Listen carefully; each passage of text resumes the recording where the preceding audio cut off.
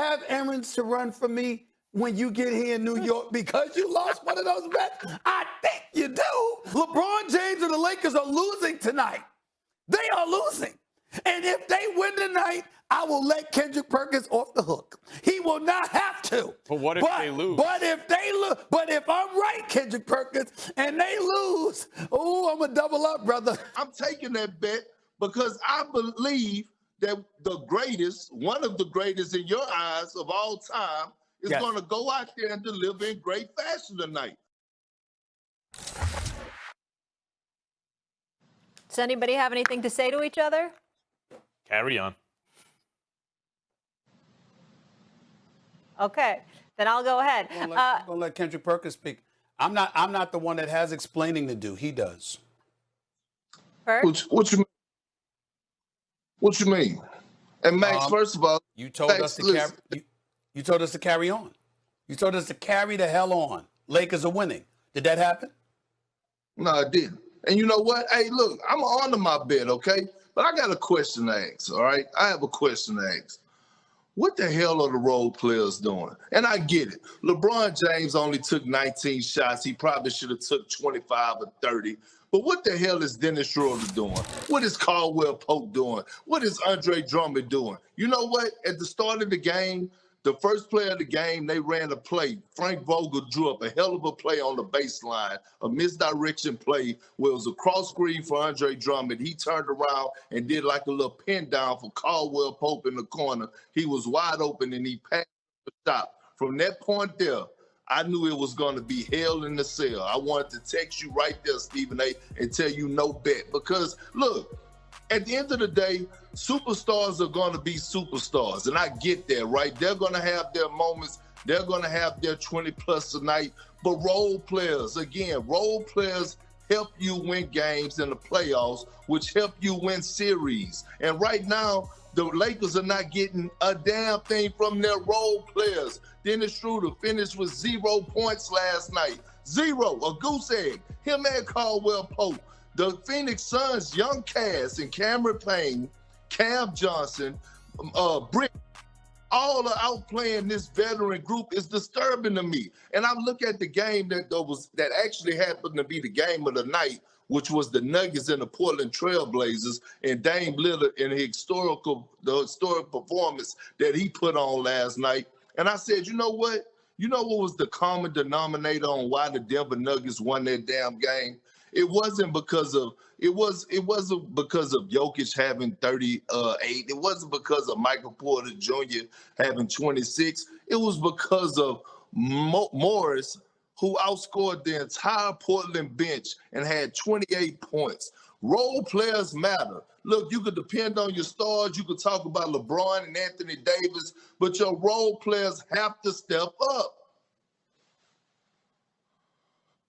Listen, man. I would tell you that I'm going to attach some level of culpability to LeBron James because you are the leader, and your supporting cast that showed up soft and unproductive and with no fight in them.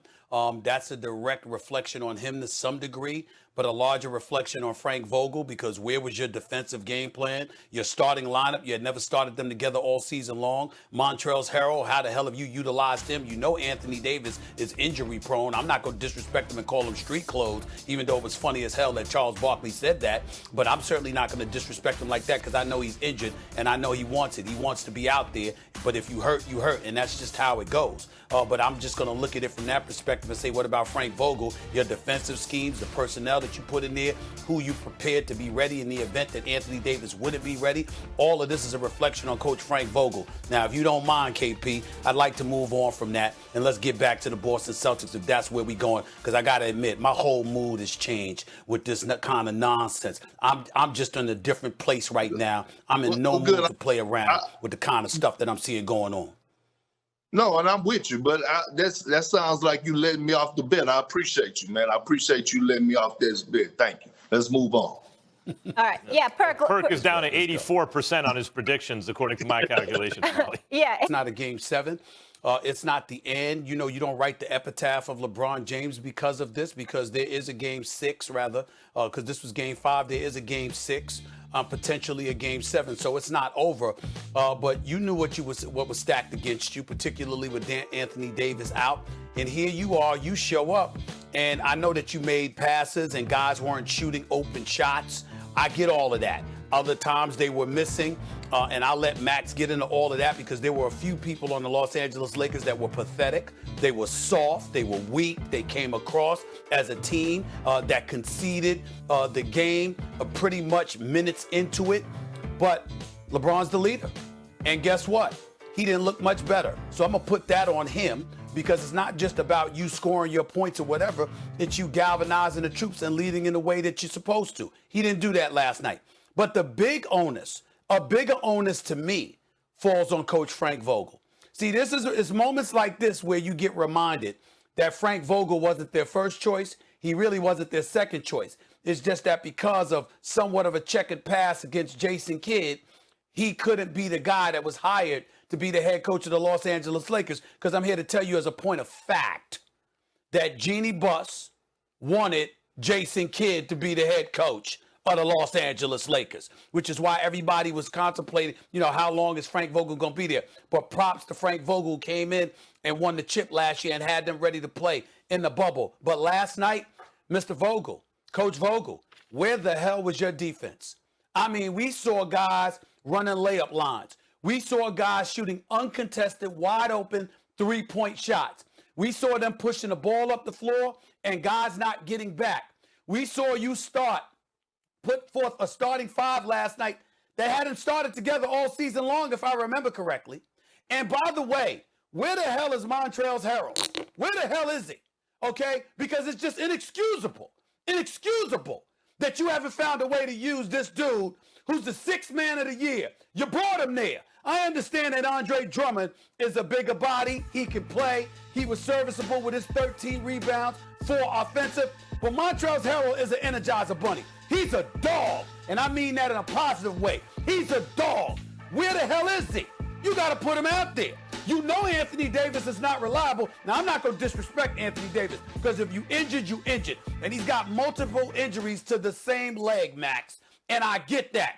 But damn, you got Charles Barkley on the air. I mean, if ever there was a time Charles Barkley was hilarious and made you fall out of your chair, it was last night when he called Anthony Davis street clothes. Yeah, pull up the. We have his injury history for this season. If we can pull that up. I mean, that was just hilarious. Okay, and I ain't knocking. I don't like to chide Anthony Davis because you injured, and I respect that. But the bottom line is he's an injury-prone player. You know this, Frank Vogel. How in the hell do you not prepare the Los Angeles Lakers, particularly your front line, to be able to play without Anthony Davis, at least defensively, at least when it comes to rebounding, at least when it comes to having some kind of interior presence? That's on Frank Vogel. That's on Frank Vogel. Yeah. So I'm just looking at it, Max, and I'll hand it off to you by saying this. LeBron James, listen, it's on the line. I don't want to hear no damn GOAT conversation. It was never an issue with me. I don't want to hear. You better show up in game 6 and be not just a great player we know you to be, somebody who's worthy of being on a Mount Rushmore. You better galvanize these troops and get these boys ready because your teammates look soft. They look weak. Last night, they just got straight pumped. You down by 30 in the first half. Let's get Max in here. That's what happened. The person most responsible for the loss, and it took a lot of people to have a loss like that. Like, you could say whatever you want. I don't know what happened in the second half of that game. Anyone watching the second half of that game? Everyone was watching Denver and Portland. 20 down, 27 down, 30 points at the half. Get out of here. The person most responsible for the loss is Dennis Schroeder. That's the person most responsible. And I don't want to hear, Stephen A., the particulars about what role needs to be filled now that AD's not playing. It's much simpler than that. Your best player is LeBron. He was able to play. Your second best player is AD. He couldn't go. Your third best player is Dennis Schroeder. Dennis Schroeder turned down $84 million because he wants $100 million. He's the third best player on the team. He has to step up and be the second best player. The big question was, okay, Schroeder's better than Rondo in the regular season. We're not in the regular season now. We're in the playoffs, and there's playoff Rondo. What's playoff Schroeder look like? There's no such thing as playoff Schroeder, apparently. Stephen A., here are the numbers from Schroeder last night. 0 for 9 shooting, 0 for 4 from 3. He had 1 assist and no points. When you needed this dude to step up, he had 0 points. Not in the first quarter, in the game. 0 points. The first Laker to go scoreless in a playoff game while shooting 9+ shots since the franchise moved to L.A. So you can talk to me about Montrezl Harrell and Andre Drummond and how coach should have used them and LeBron not stepping up enough and everything else. Your wannabe $100 million point guard needed to step up, and he gave you 0 points. He did something that no one has ever done with the Los Angeles Lakers. If you're looking for one guy to blame, Schroeder deserves it most. Please, no disrespect, Max. You're not wrong. I'm not trying to imply that you're wrong with what you're saying about Schroeder himself and his pathetic, weak, impotent performance. You're absolutely right. But it's an absolute joke if you acting like he the cause of what the hell happened last night. You can have a bad game like that from Schroeder and still be a bit more respectable. Understand that we're not here talking about how the Lakers lost a game. If we just talked about how they lost Game 5, we dissect how they lost Game 5. All right, you roll back to the Staples Center for Game 6. This conversation is about a beatdown that took place in Phoenix. A straight-up beatdown. They got punked, yo.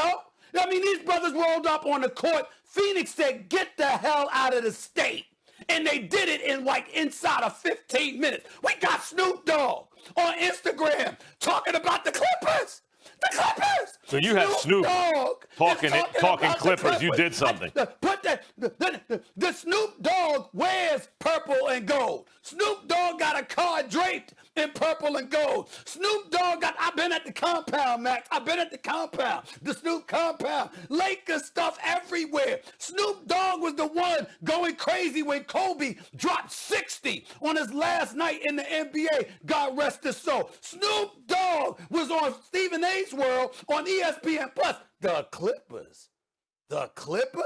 And this brother goes on Instagram and it's like, yo, it's about the Clippers now because the Lakers are soft. He called the Lakers soft. He said they can't guard. He talked about Coach Frank Vogel and how he needed to be fired. He brought up Montrezl Harrell. I mean, my God, that was a beat down. And they better show up in Gates. Molly, I got to fly. I was planning on being in New York, looking forward to enjoying my next few weeks. The weather nice, it's beautiful. You see outside the pier at South Street Seaport. I was planning on being in New York. I got to fly to LA tomorrow. I got to be there. We all feel very sorry for you. Because we feel very sorry for you. Molly, do you feel sorry for